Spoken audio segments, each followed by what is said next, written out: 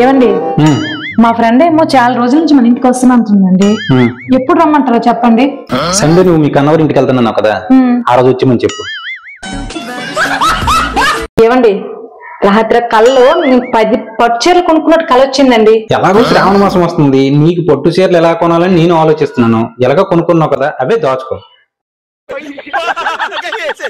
పార్వతి, ఈ రోజు మన మ్యారేజ్ డే కి 24 క్యారెట్స్ నెక్లెస్ తెమ్మన్నావు కదా, చూడు నీకోసం తెచ్చాను.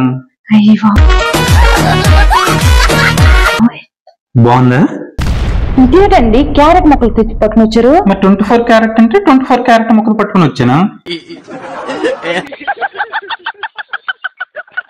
పానీపూరి తింటావా?